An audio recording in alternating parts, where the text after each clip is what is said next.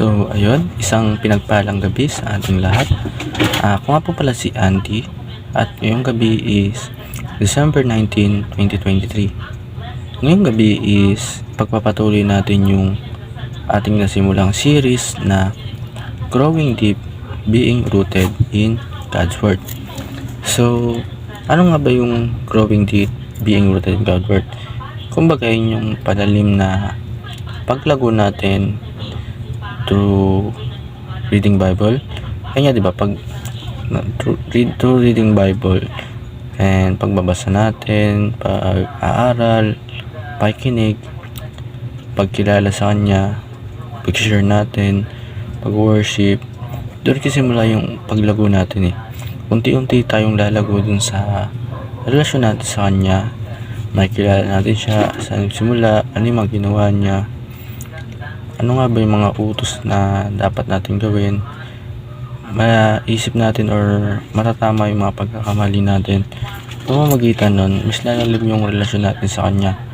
Lalago tayo bilang isang Kristiyano. And so ayun, payo ko lang na sana just tumami pa yung mga Kristiyano na nagpupuri sa Panginoon nang tayo'y lumago ng lubusan. So ayun, dumako naman tayo sa ating Bible verse sa gabing ito. Ang Bible verse natin is 1 John chapter 4 verse 9. Tapos ano nga ba yun?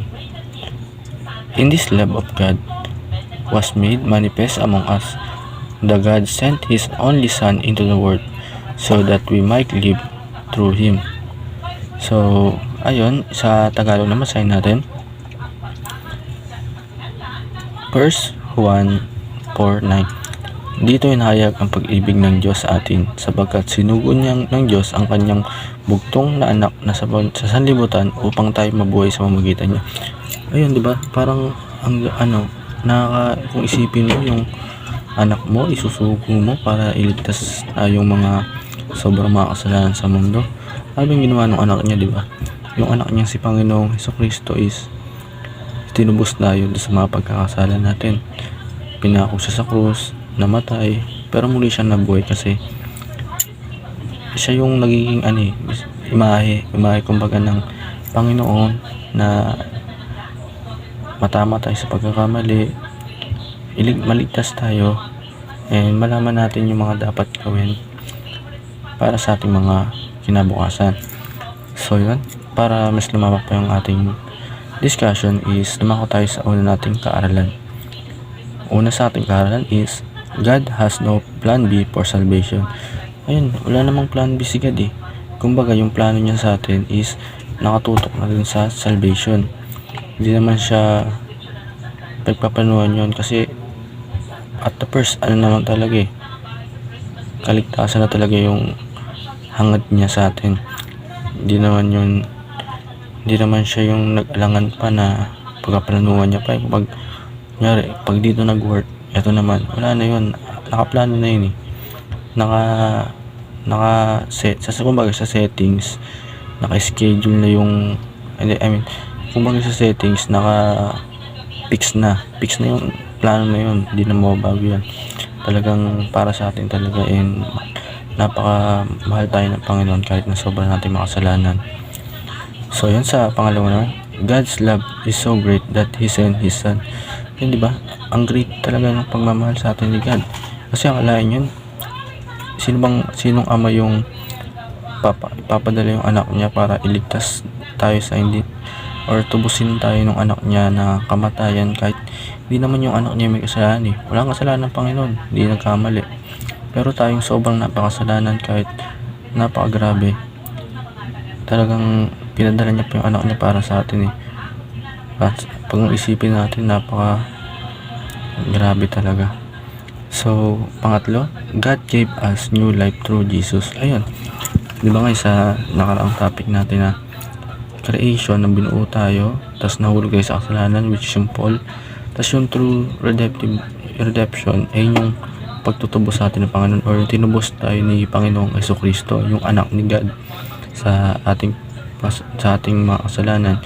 Sa magitan nun ay nagsimula na yung parang yung mga kwento sa Biblia na ayun nga yung mga nakasulat, through that nababago tayo, na nagkakaroon tayo ng aral o sa kaisipan, natututo tayong gumawa ng tama.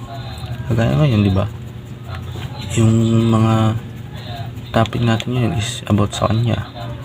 Kung hindi naman dahil yung nangyari, hindi niya tayo likas, hindi natin masasabi itong mga ito. Napaka-solid o napakagaling talaga ng Panginoon na binigay yung bungtong niyang anak para sa atin, para tubusin yung mga hindi naman kasalanan ng anak niya, kundi yung kasalanan natin. Tapos yun, punta naman tayo sa application. Sa application natin is do not buy into commercialism. So ano ba yung diba yung sa Christmas, diba, parang naghahangad tayo ng mga material na bagay sa mga ninong natin, diba, kay Santa Claus, diba, hinihiling natin, gusto natin ng ganito, napakaluho natin, yung mga worthy. Pero ibig sabihin talaga ng commercialism, yung parang yung mga tao is mga materialistic na hindi natin nakakalimutan na natin yung true essence of Christmas, yung kundi yung diba, yung pinanakang Panginoong Kristo, magbigayan, magmahalan, mag-share, yung pagpurihin siya. Kasi nakalimutan natin, yung akala na natin tuwing Christmas is like yung kumanggap ng pera sa mga ninong, mamasko, regalo. Nakalimutan na natin yun just mali naman. Tapos pangalawa is go back to the true essence of Christmas. Ayun, diba, ano ba yung totoong essence ng Christmas? Diba yun yung magmahalan, magbigayan, hindi yung kumbaga maghangad ng mga regalo, healing ka tapos di matutupad, kasama yung loob natin. Iba mali yun. Hindi natin alam is pag talagang Christmas is dapat pagpupurihin natin ang Panginoon, alalahanin natin yung mga ginawa niya para sa atin, magdasal tayo, pagpayin natin lahat, magpasalamat tayo sa Kanya. Yun, magsama-sama tayo, magmahalan. Ayun talaga yung mga true essence of Christmas. Tapos pang last is celebrate Christmas worshipfully. Yan, i-celebrate natin yung Christmas na pinupuri natin yung Panginoon. Isipin natin or wag natin kalimutan yung mga nakasaad sa Biblia or yung mga ginawa niya para sa atin, na dapat ito pala yung gagawin. Mag-pray tayo ng lubusan, magsamba yun, yung mag-share tayo ng mga word of God, pag-usapan natin siya, pagpurihin natin siya ng sama-sama. Ayun yung true essence of Christmas.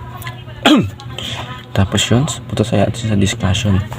Sa ating discussion is how can we particularly celebrate Christmas worshipfully? Yung paano daw natin sineselebrate yung Christmas worshipfully? Paano ba? Yung kumbaga, ibang pray natin yun, magmahalan tayo, i-celebrate natin yung Pasko na pinupuri siya. Sa more nakasagutan, tanong, please comment lang po sa comment section. Pero bago yan, lumako tayo sa ating prayer. Father, forgive us whenever we miss the point of Christmas. Forgive us when we are too absorbed by gifts, food, and other material things. Forgive us when we are too focused on ourselves. Thank you, Father, for making us realize that Christmas season must be celebrated with an attitude of worship and thanksgiving. I honor you, Lord, in Jesus' name. Amen. So, ayun, tapos na ang ating devotion sa araw na to. Anyway, may natutunan kayo. Sana'y lumago tayo and ipakalat natin ang salita ng Diyos. Yun lang po. God bless to all.